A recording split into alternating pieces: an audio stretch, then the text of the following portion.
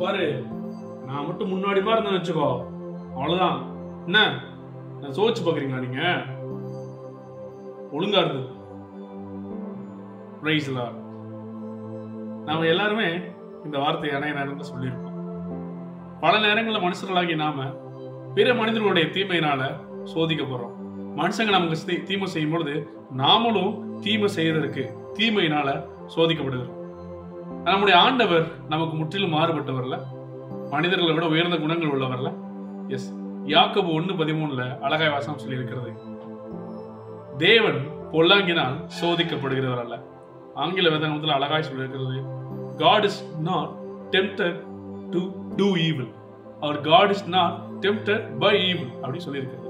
அவர் தீமையினால் சோதிக்கப்படுகிறவர் அல்ல, தீமை செய்யப்படுவதற்கும் சோதிக்கப்படுகிறவர் அல்ல. உங்களுடைய தீமை ஒரு நாளும் தேவனை சோதிக்காது.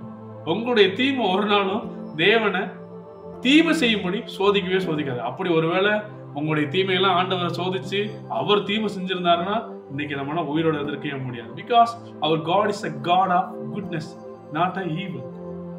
நம்முடைய ஆண்டவர் நன்மையின் ஆண்டவர், தீமையின் ஆண்டவர் கிடையாது. ஒரு மிகப்பெரிய உதாரணம் சிலுவையை சொல்லலாம்.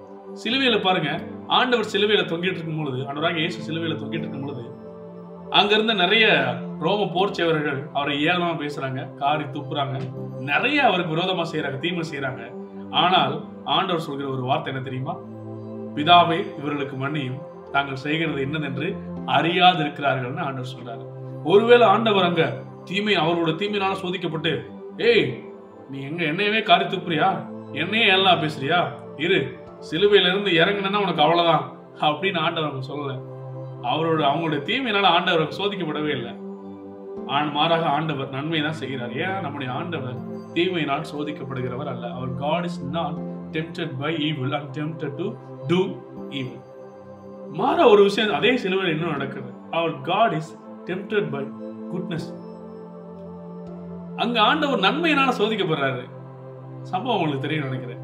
அவருடைய 2 பக்கம் 2 கலர்ல சிலுவையில் அறையிறாங்க. அதுல ஒரு கலர் சொல்றான், ஆண்டவரே நீர் உடைய ராஜ்யத்தில் வரும் பொழுது என்னை நினைத்தருளும் அப்படின்னு சொல்றான்.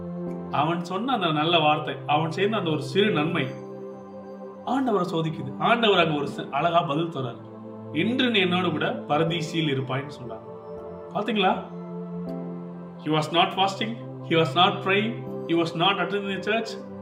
அவன் ஃபெலோஷிப்ல வரல, ஐக்கியத்துக்குள்ள வரல, சபைக்கு வரல, ஃபாஸ்டிங் போடல, முழுவதும் ஜெபத்துல இல்ல, தசமம் கொடுக்கல, காணிக்கை கொடுக்கல.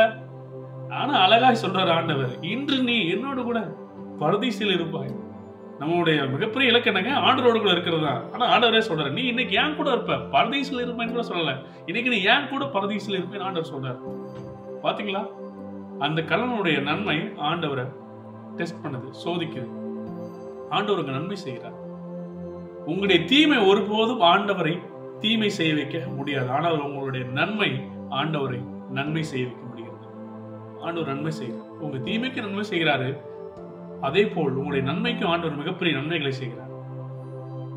நாம் பார்த்த யாக்கோபு 1:13 பார்த்த வார்த்தைகளை போலவே தேவன் பொல்லாங்கினால் சோதிக்கப்படுகிறவர்கள். இன்றைய நாளில் நீங்க ஞாபகம் வச்சுக்க வேண்டிய காரியம் தான், நம்முடைய ஆண்டவர் பொல்லாங்கினால் சோதிக்கப்படுகிறவர்கள், பொல்லாங்கு செய்கிறவர் அல்ல. அவர் God is not a God of evil, அவர் God is a God of goodness. So இதை நாள் அறிந்து கொண்டு தொடர்ந்து இந்த நாள் முழுவதும் நன்மை செய்ய ஆண்டவர் உங்களுக்கு எனக்கும் உதவி செய்வார். God bless you and thank you. Have a blessed day.